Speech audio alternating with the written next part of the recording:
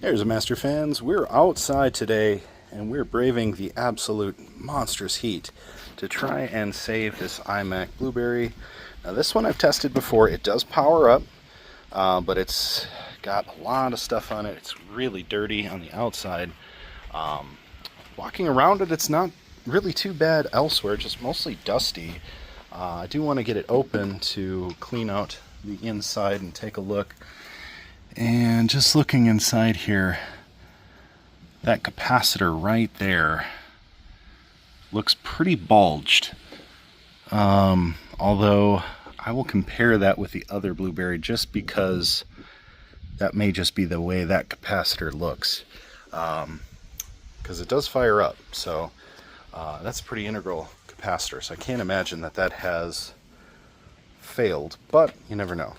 Other than that, though, there's some stuff trapped underneath this fascia plate. I think this just snaps off, but it might screw on to the inside.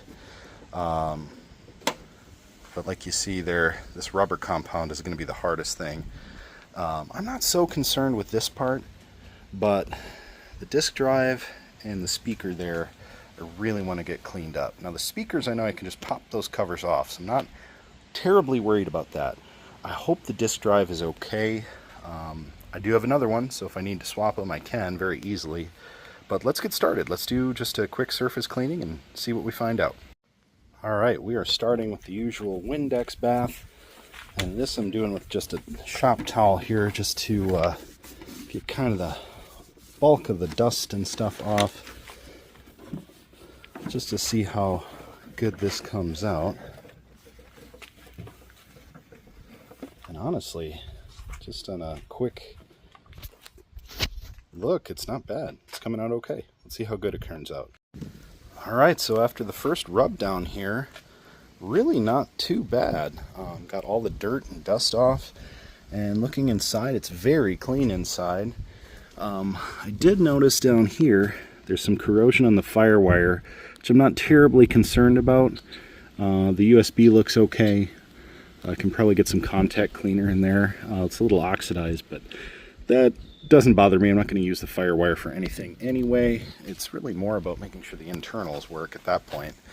I think this screen here, this might actually just come off pretty gently. I'm not going to get too aggressive with that. I think it's the plastic here. We're going to try and just use this little putty knife to kind of scrape a little bit without damaging the plastic, hopefully.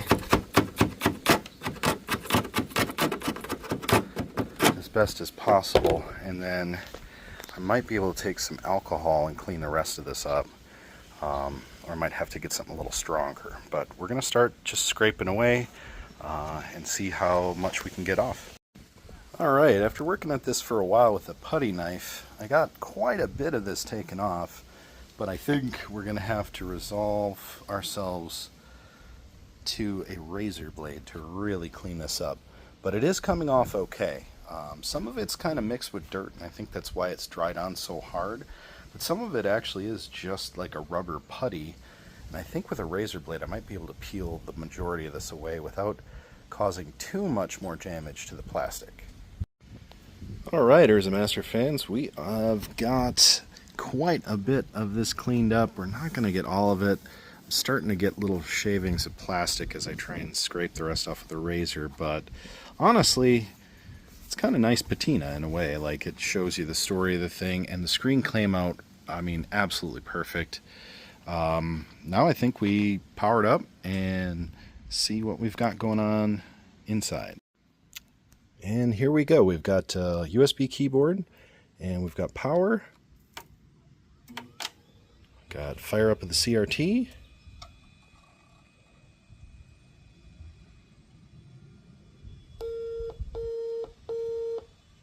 Three beeps.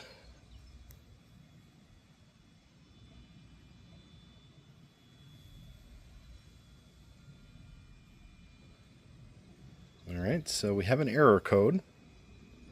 That's definitely step one. Let's try unplugging the USB and go from there. Alright, second power on here, no USB plugged in.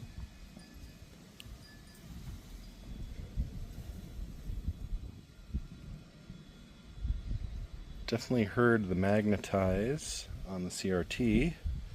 This time, no beep codes. Not getting any screen activity.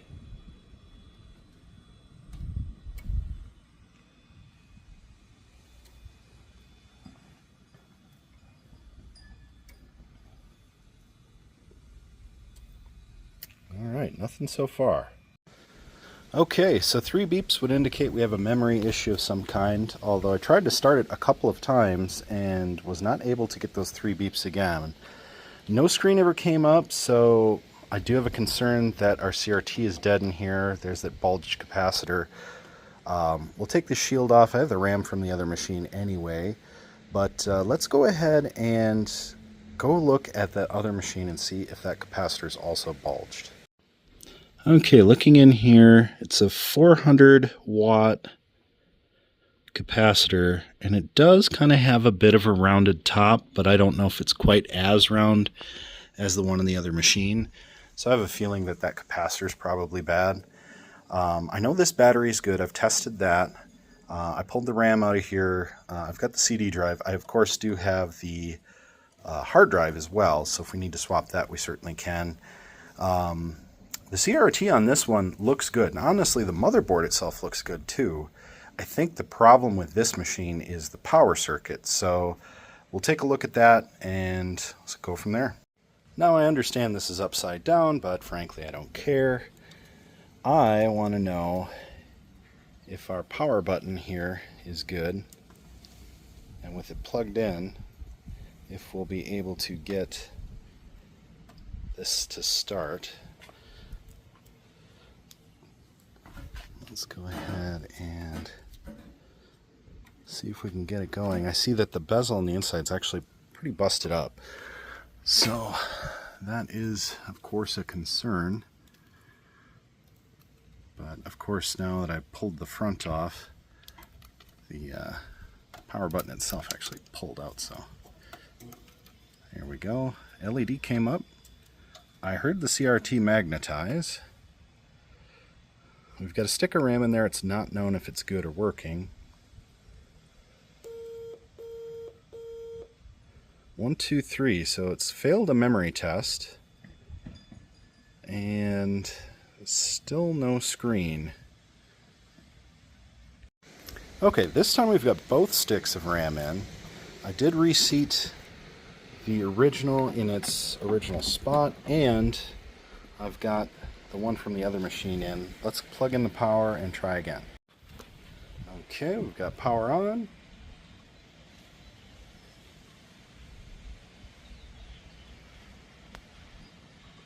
And now we've got a screen. It's upside down. We've got Mac OS 9 firing up.